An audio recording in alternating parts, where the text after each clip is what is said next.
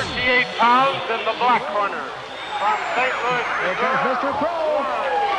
Andre the Giant. Gonna get his legs in on the bruiser.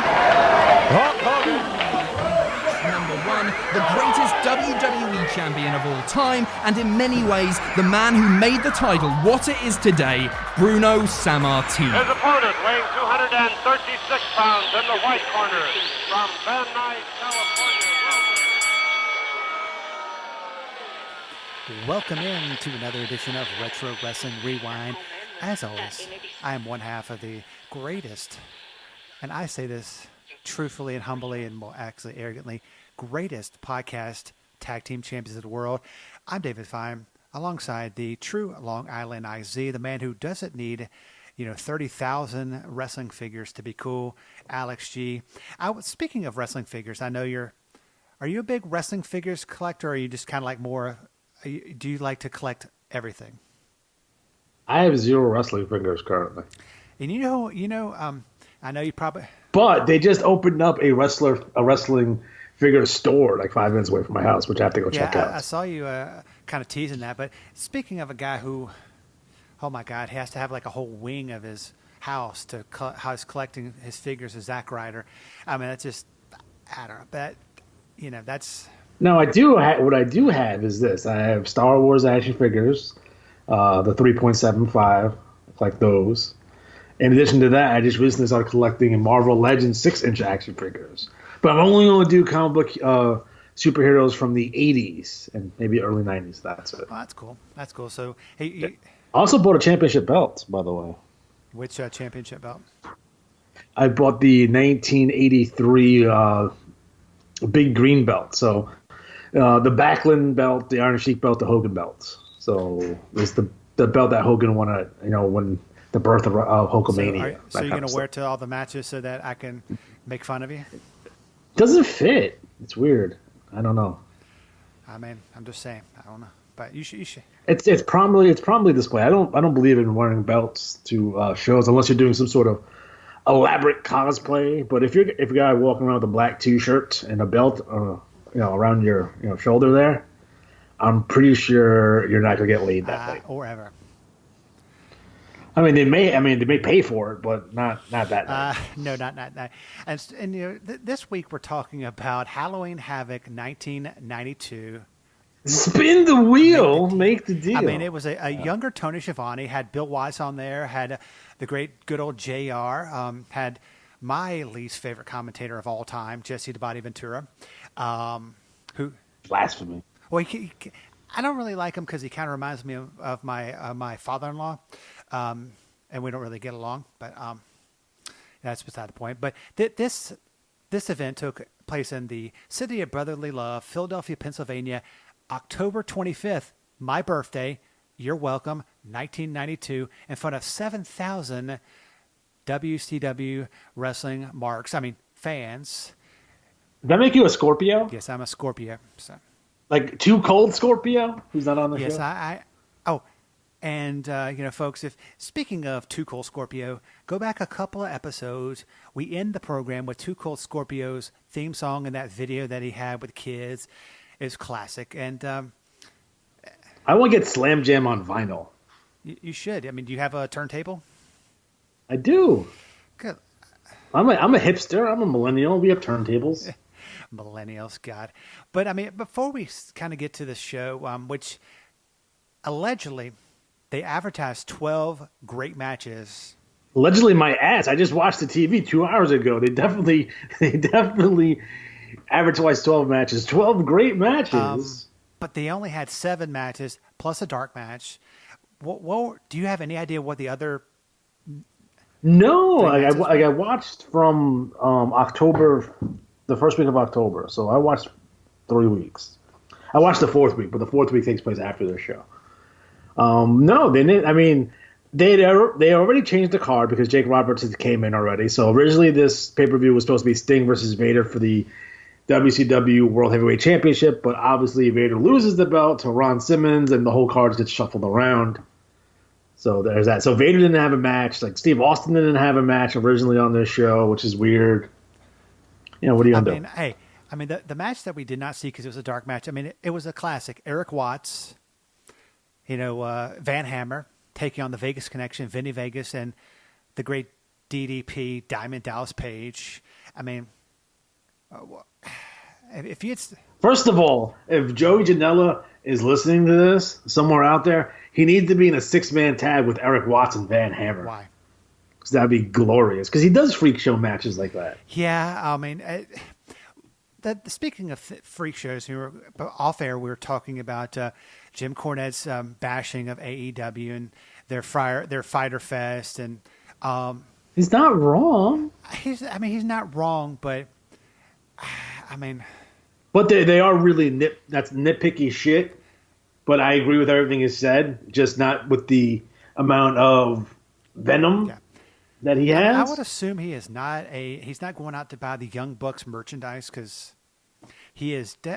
He may nitpick the AEW and their shows and stuff, but I don't think he does not like he kind of just was bashing on the Young Bucks, which I'm a big Young Bucks fan.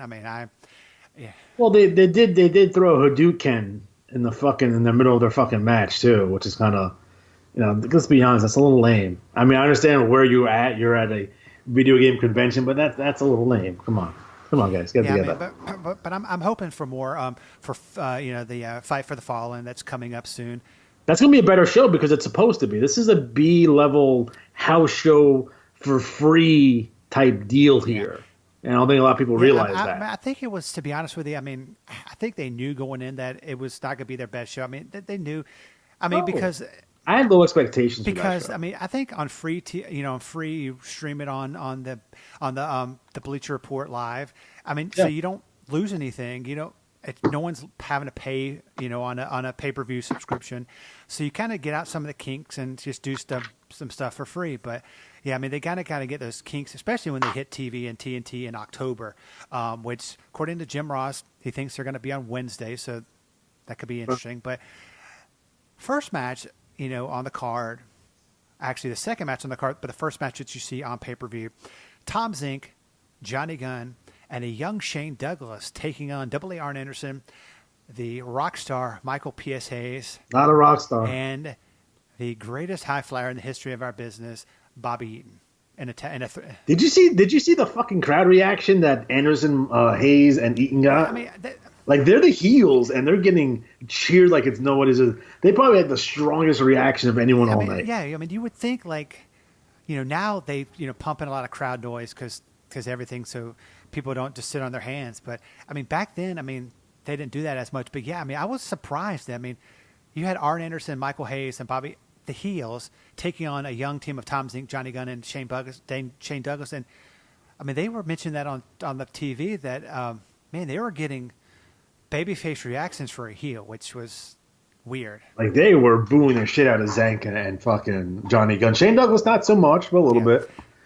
Which is ironic because, Shane Douglas would be like almost the king of Philadelphia in a couple of years in the ECW, but not yet. He's still wearing his I guess his Bon Jovi type gear, which is ridiculous. Yeah, what did you think of this match? It had some young wrestlers and then some veterans. I felt bad for Shane. Shane was being stuck with on television job guys as tag team partners for a while.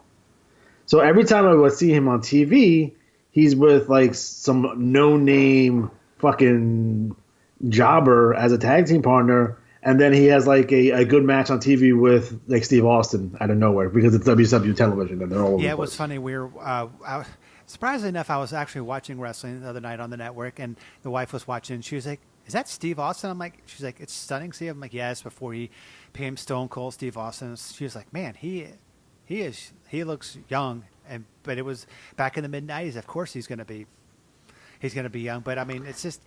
I know I've said it before, and I'll say it again. I prefer setting Steve Austin over Stone Cold. Yeah, I like now that I've been kind of watching some of his older matches in WCW early in his career. I do like a stunning Steve. His work rate is like off the charts, bro. It's insane. Like bell to bell, I don't think there's anyone better in WCW at the time.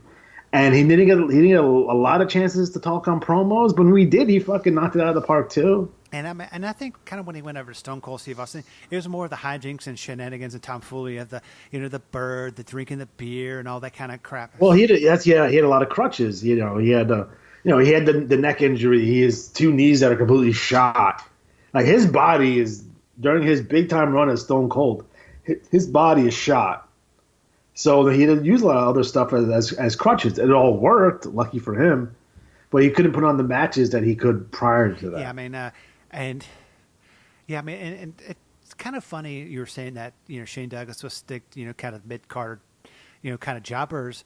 Not even mid card, like low on the card. Like I mean, kind of like curtain jerkers. I mean, kind of like first off. Yeah, like you don't take like Shane Douglas. I would consider him a star, right? In terms of like he's not a job guy, right? So he's a name, but you're sticking him with job guys and tag teams, which is weird. That's something the WWF used to do all the time, which is weird. This is way before he became the franchise. So I mean, he wasn't even into his career for long, but yeah, he was definitely head and heels above Tom Zink and Johnny Gunn. I like Tom Brady too, so. I think he could have been used a lot better, but unfortunately, he never got the opportunities. Yeah, and of course, I mean, Double A. I mean, what can you?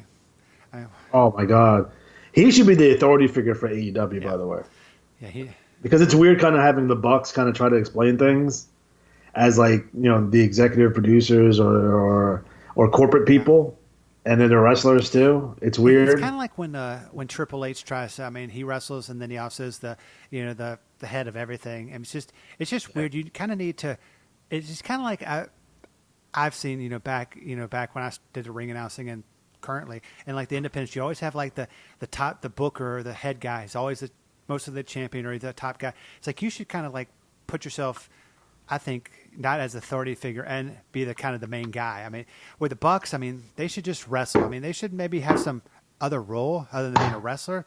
But I mean, not like kind of explaining what happened with the gimmicks. Yeah, make Arn Anderson do that shit. It's like, I mean. Have somebody that's not wrestling. Make Arn Anderson. He can talk. Have somebody that's not wrestling. By the way, in the month of October, Arn Anderson was commentating on Saturday night. I don't know why, but he just was.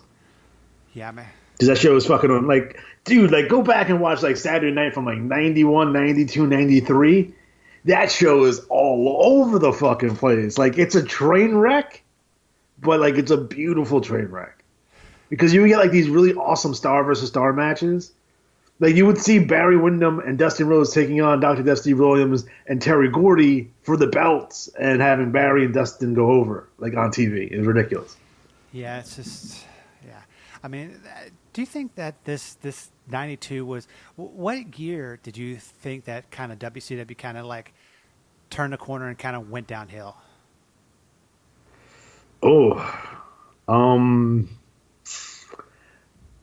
Quarter one of 1990 is when everything fell apart. I mean, it's because they came off a really solid 1989, and they came off the Sting injury. So now Flair has no opponents, and they had to haphazardly turn Lex Luger babyface once again. He just turned heel not too long before that, and then they had Flair versus Luger matches, in the spring, and we get to Sting in August for the Bash. He beats Flair, then he has no opponent because Luger is a babyface. Because it was supposed to be Luger and Sting in the second half of the year. So the whole 90 is shot. Then you get all fucked up and you do Black Scorpion. That's fucked. Then you go into 91, you put the belt back on Flair, you're fucked. You have a match at Super Bowl with Tatsumi Fujinami, and then Flair leaves. He doesn't drop the belt. He just leaves right before Great American Bash. So, like... That's a rough time for WCW. So they don't recover until, I'd say, the second half of 1993. They start getting better and then getting into the Bischoff era. Man, I don't know, kind of going on a different tangent on this show. Speaking of clusterfucks, the Teddy Long interview with Chono and Hiro Matsuda. Oh my God, it's like, holy crap. It's like, I mean, I love Teddy to death. Super nice guy, great referee, great manager, but holy shit. I mean, it was like a train wreck. It was just like, I just wanted to like mute it. It was like, I'm a big Hiro Matsuda fan. I mean, I mean, are you a big Chono fan? I mean, Or Not really. I mean, I'm of that group. I don't think everyone knows Muda is my man out of that group. So yeah, I know. like Chono was. This is like bland ass Chono too. This is before he started wearing like the sunglasses and started doing the mafia kick and was essentially a Yakuza type of character.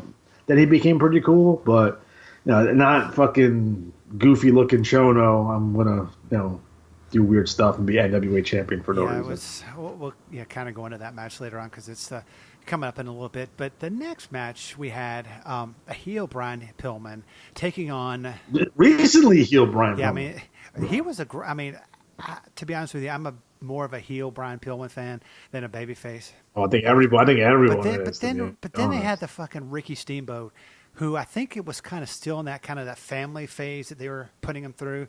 It was.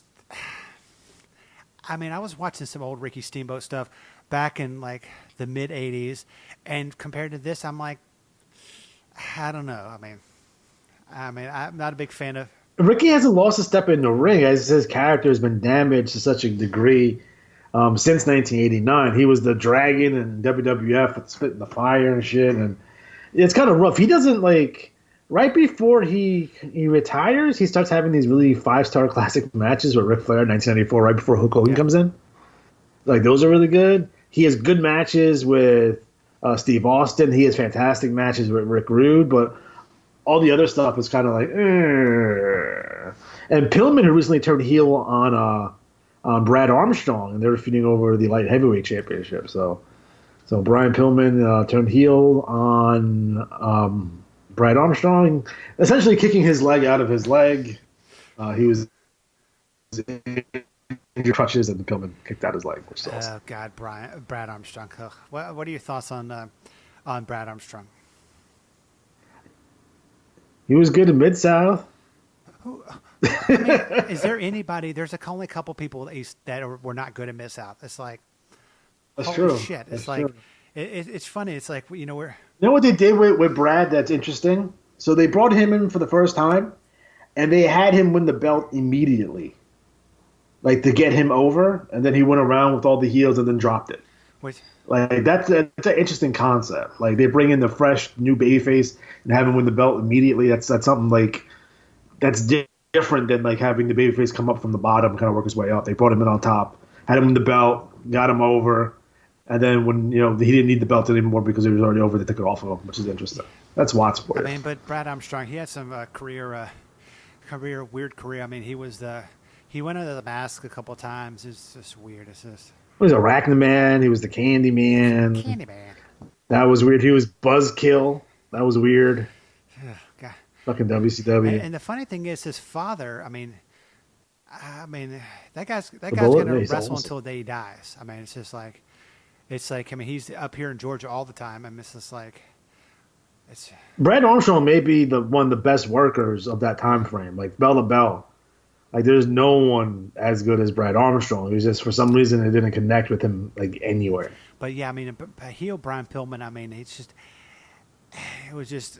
just looked like he was a badass. I mean, like, he would just kick the crap out of you, I mean, just because. It's like, yeah. And of course, his son, is an up-and-coming wrestler. I'm, a big fan of his work, and I know you're a big fan, but I'm not liking the new hairdo though, personally. But looks like he fell into a bottle of bleach, but he probably did. But I'm sure we'll see big things for him coming up, in the very near future. I mean, but yeah, I mean this is not one of Ricky's better matches, but I mean.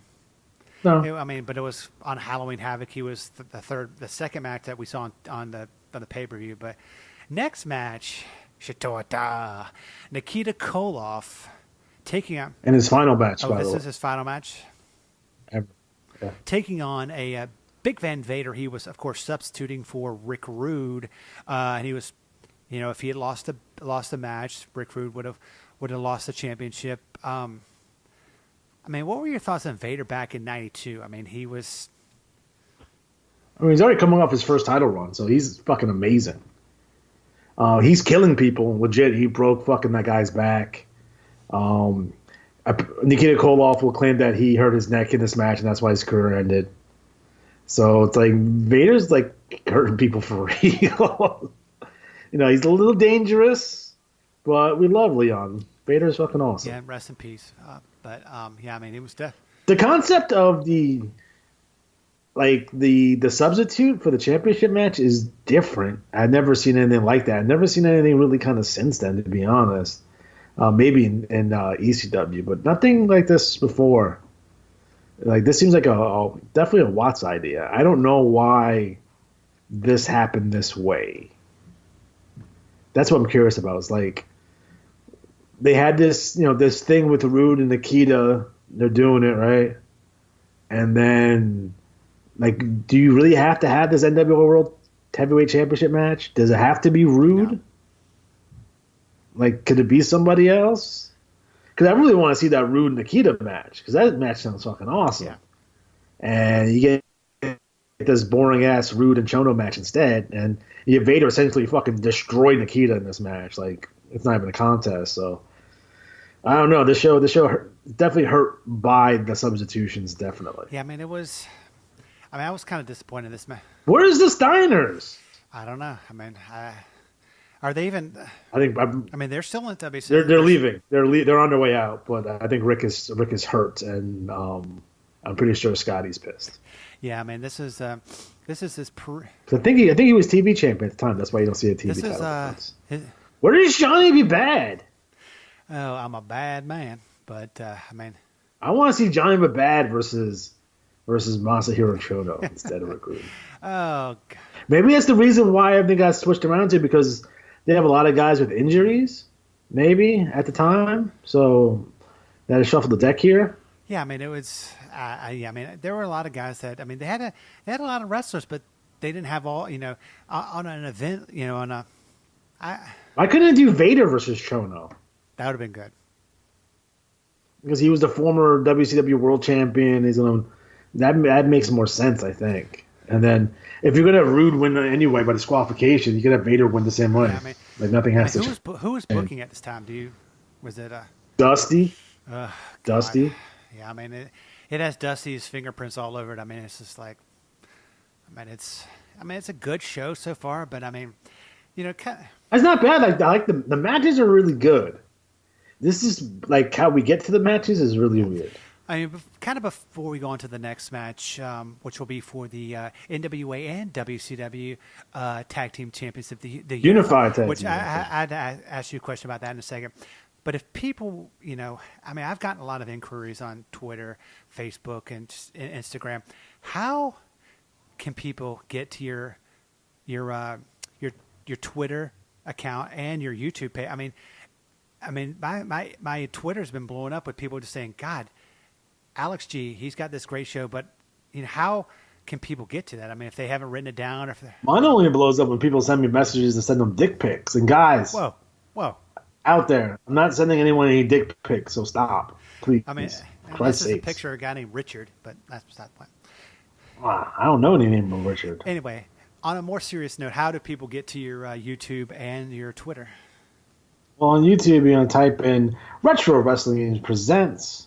With the first thing that pops up, we currently have 314 videos up. So, come check us out. Our next show, we're going to talk about what if Bob Backlund, Sergeant Slaughter, went to Jim Crockett Promotions in 1984. What would that look like? Have you already started recording those episodes, I would assume? No, that's next week. Oh, I mean, I can't. See, folks, that's what you call a tease. You leave them with a little tease, and you want them. You're just putting the tip in, buddy. Oh my God, yeah. So how many followers are you up to this week on your Twitter machine? Oh, what are you about? 7,000 and such. Let's see. I think it's about pull it up right now. 6,000 bots. I think so. No, it's 5,744. Huh. Well, see, folks, I mean, we only have half of that. So, folks, you need to get up on our Twitter at the RW Rewind. That's also our website, therwrewind.com. And kind of giving a tease, it's coming up in a couple weeks. I put up all on Twitter. I said, hey, if you, the fans of the Retro Wrestling Rewind, give us enough views on iTunes, SoundCloud, Stitcher, all the podcast platforms. We will do an extra bonus episode each and every week. And I kind of threw it out to you. I want to do Mid-South because Mid-South is, Mid-South, Mid-Atlantic, all those I want to ask you a question. Are you Mid-Southern if you want to be a dick about it. Are you a bigger fan of Mid-Atlantic or Mid-South? It changes from literally year from year. So depending on the year, will change if, like, you gotta ask me the questions like, what's your favorite promotion of this particular year?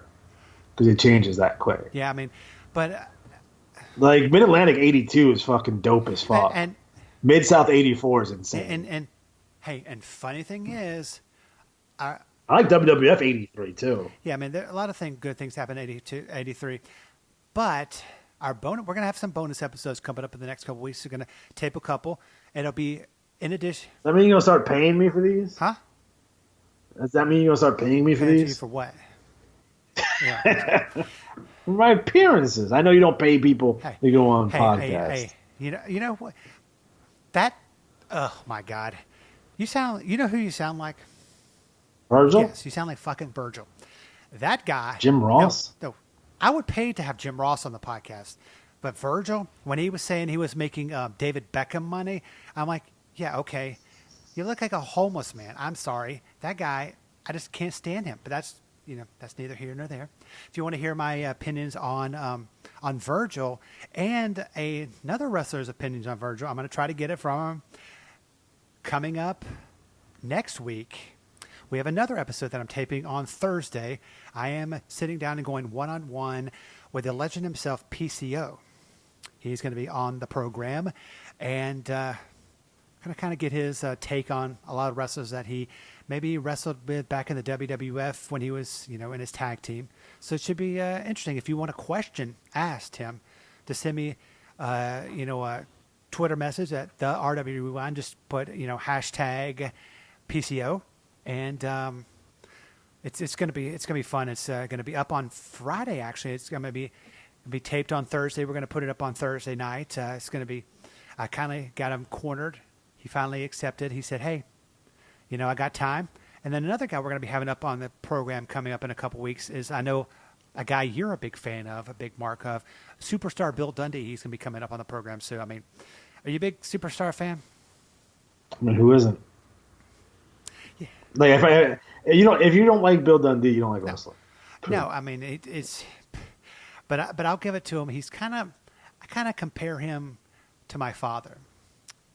That he is not very good at like electronic devices, so getting a hold of him is kind of hard. So we kind of got him pinned down literally, and he's gonna be coming up in the next couple of weeks. But yeah, definitely PCO's coming up this week. It's gonna be up on the feed on. I like Bill Dundee's car. It's awesome. He's a picture of himself on his car, which is awesome. Talking about self promotion. I mean, come on, you cannot miss the Superstar. But yeah, coming up. I mean, if you have a question for PCO, just hit me up on Twitter.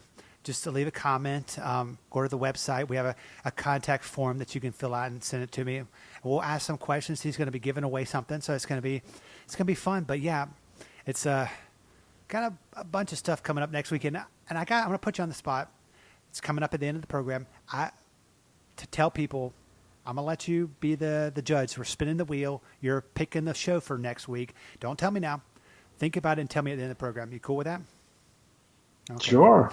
God, as long as we're not doing that, what's that crap that you say that I can't watch them? XPW. Don't ever watch XPW. Okay. Just don't do it. I'm gonna watch it after we get done taping. So that's that. It's like that, like The Ring. Remember that movie, The Ring? You put the videotape in and you die. Yes. Kind of like that. Yeah, I mean, have you watched? Although we should really look at Wrestling Society X because that's fucking weird too. That's and speaking of weird, okay, have you been catching that show on Viceland called The Wrestlers? I've caught a couple episodes. There was one episode I watched last week. It's about voodoo wrestling or witchcraft wrestling in like the Congo. Yeah. It's really weird, but I mean that program is great. Has had some guys that I know personally that have been on there, so it's a good show. Check it out. It's on Viceland. I'm sure it's on their app and everything. But getting back to this card, next match, I want to ask you a question. Okay, so the two belts that they had, the unified belts, the NWA and WCW, was it me? I could have been wrong, but they look like the same belts. Were they not the same? They were different belts? I mean, I looked because one of them, like the NWA World Tag Team Championship, has blue straps on it. And the WCW ones have black straps. Okay. And they're two completely different belts because later on, and you'll notice this during like the Hollywood's Blonde reign, they'll each have one belt.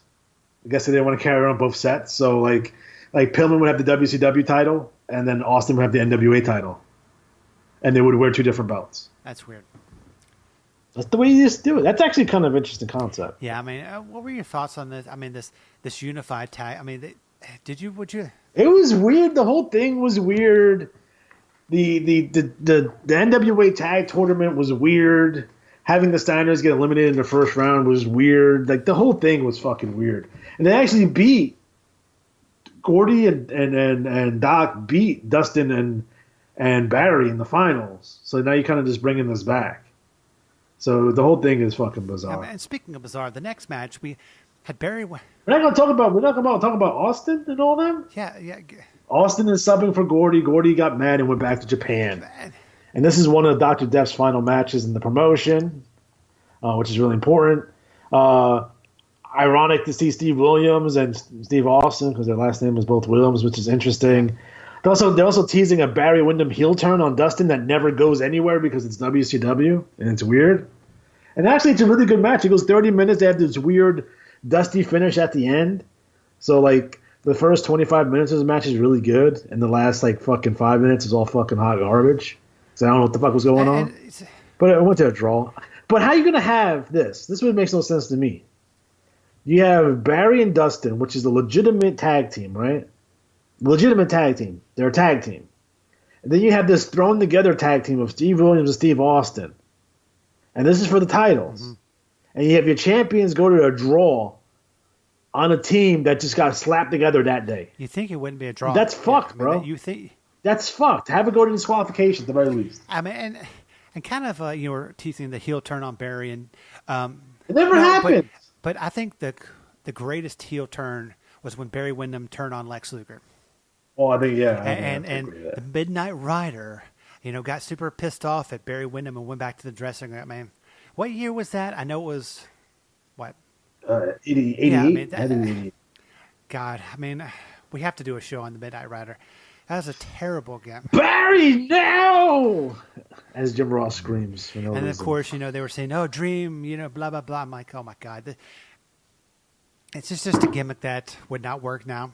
I mean, I don't think you don't think it worked back then, but I mean, it definitely wouldn't work. It worked back then. You think it doesn't work because you think the baby faces are trying to fool the fans, and they're not. The fans are in on it with the baby face, so everyone knows that Dusty Rhodes is the Midnight Rider. That's the joke. Even the heels know it's the Midnight Rider, but the heels have to prove that it's the Midnight Rider, and they can't. And that's the gag. It was kind of like whenever Jimmy Valiant went under the hood. Yeah, I mean, you have Charlie Brown from Out of Town. You have Stagger Lee. You have the machines, like the Hulk machine and Piper machine. Like, come on. I mean, the worst. I mean, I just loved Charlie Brown from Out of Town. It's just Stagger Lee. I mean, because Stagger Lee hated the Junkyard Dog, right?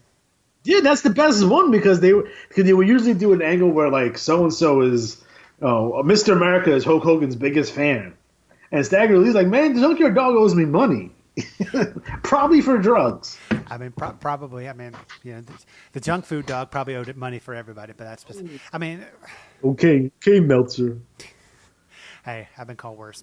I mean, yeah, I wouldn't definitely not have put this to a time limit draw. I mean. Oh, you would. Especially if this is Dr. Death's like one of the final matches and Austin's going to be doing something else. Have fucking Dusty and Barry just win.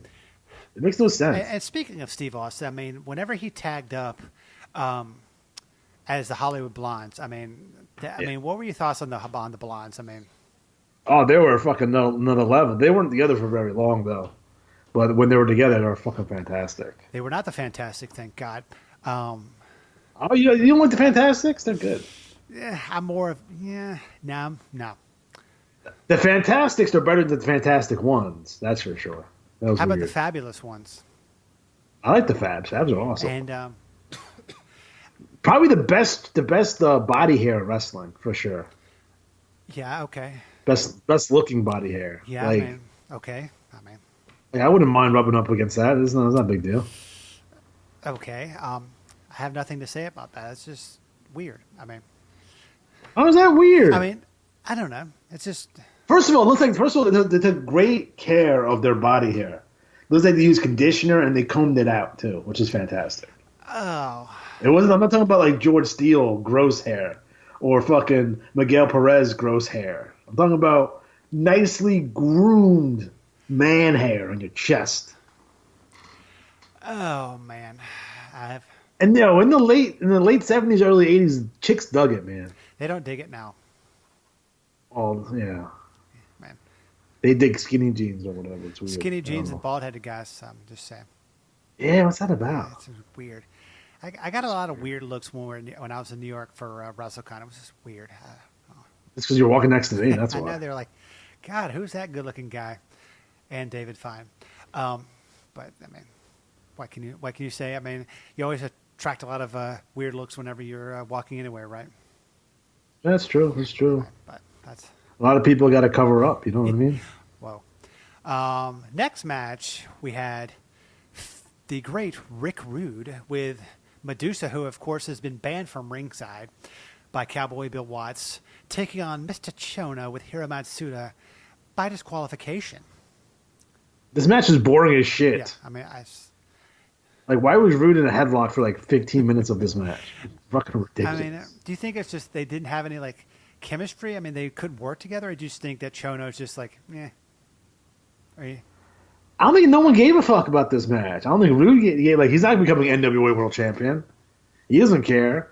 Chono was like, I'm just doing this match because it's in America. I don't know why we're doing this. This is not the IWGP Heavyweight Championship. I don't know what's going on. The whole idea to bring back the NWA and like, I guess, I don't know. The whole thing is weird in '93. Yeah. Because there is no NWA.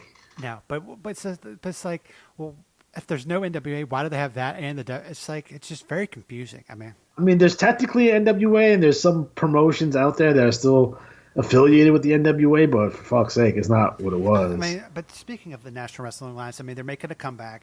I mean, what are your thoughts on? I mean, their comeback. I mean, so far, I'm very happy with the results they've put out so far. I'm a big fan of Lagana.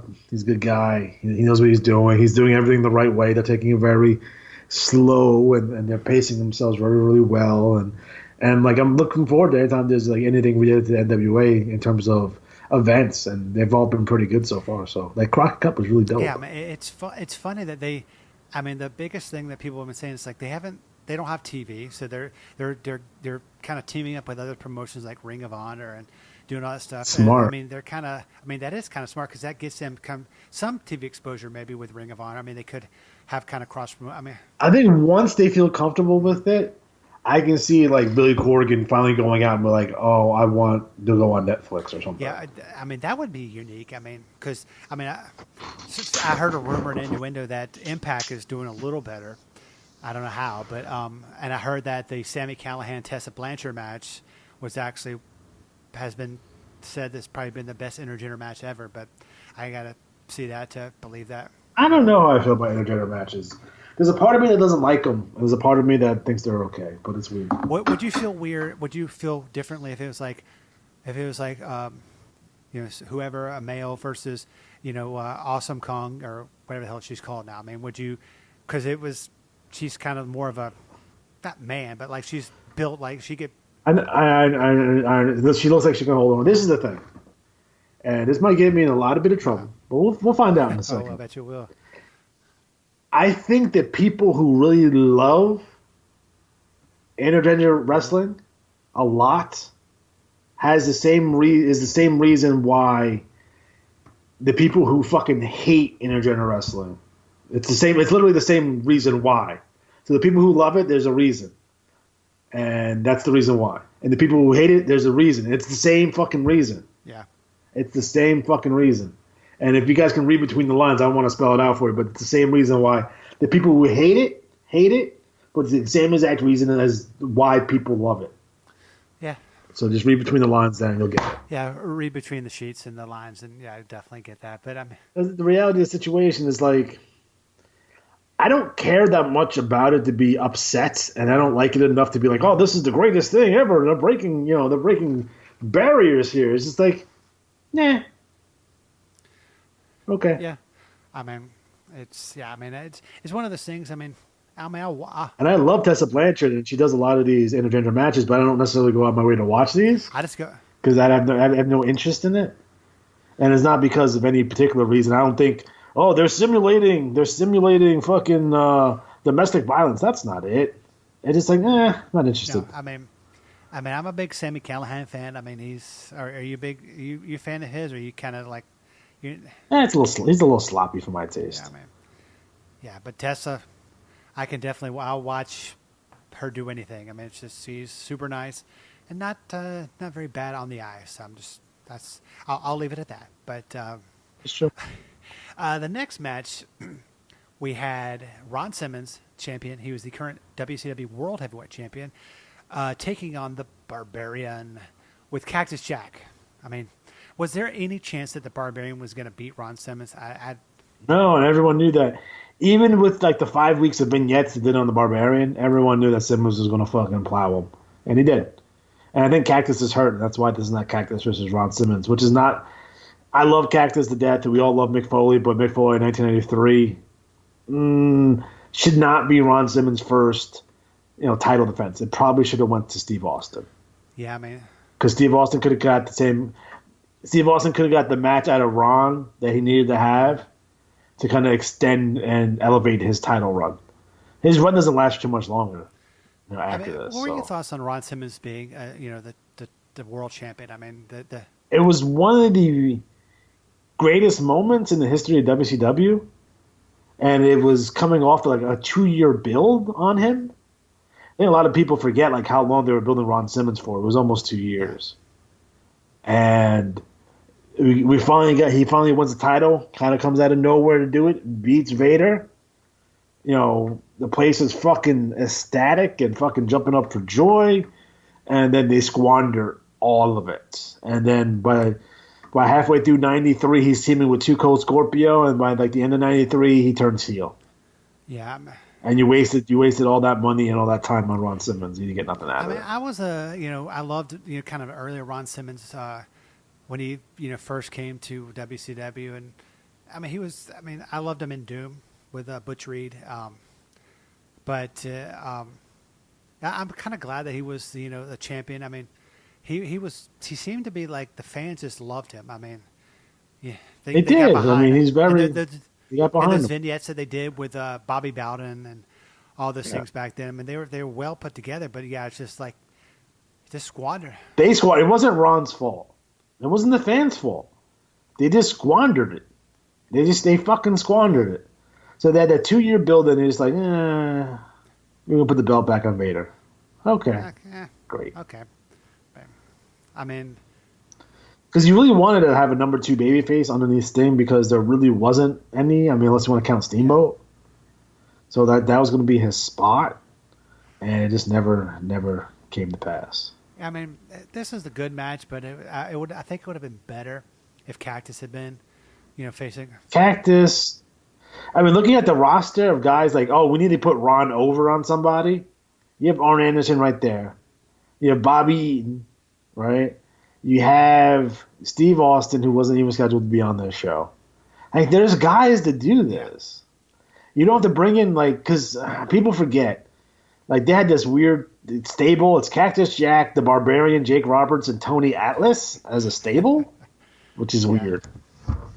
I would put Tony Atlas out there, fucking with Ron Simmons. 2 black men, fighting over the World Heavyweight Championship with WCW, talking about making history. That's another way to do it. You could do it that way. But they didn't.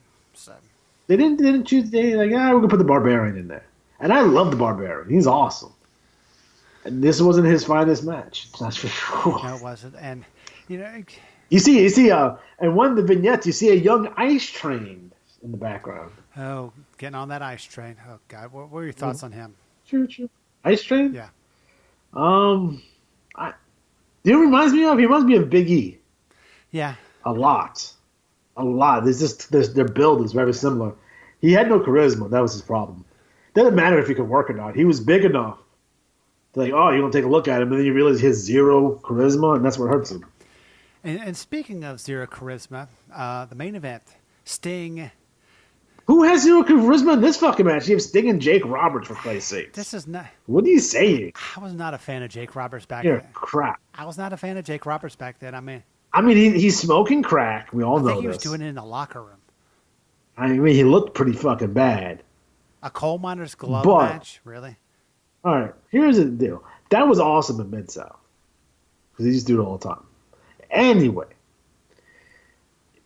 They put Jake here in the main event, and I probably would have done exactly the same thing.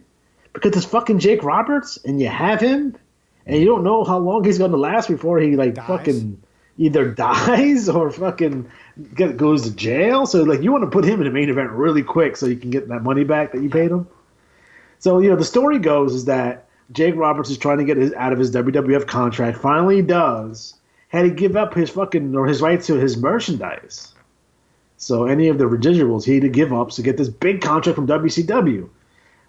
Kip Allen Fry was given this huge fucking contract. Kip Allen Fry gets replaced with Bill Watts. Jake Roberts has already quit WWF. So Bill Watts reneges on the deal, and they pays Jake Roberts a quarter of it. And that's one of the reasons why he's probably smoking crack. Yeah, I mean, one of them. So you have Jake Roberts who was not invested. He was already pissed off at Watts. Watts hated his guts, by the way. Fucking hated him. And it's funny because Jake's father and Watts are really good friends. So that whole thing is weird. Yeah, what was the reason for Watts hating him? I have no idea. He thinks he's a fucking crackhead, a liar, a thief. I mean, that's what he said. He's a liar. He's a crackhead and a thief.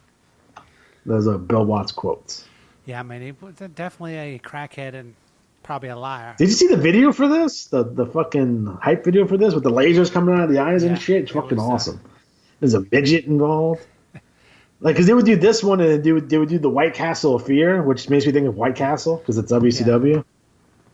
So there's a lot of White Castle jokes, but this is actually kind of fun. Yeah, it was definitely not the best match, but it wasn't the worst match of the card. It was. I don't know if about being.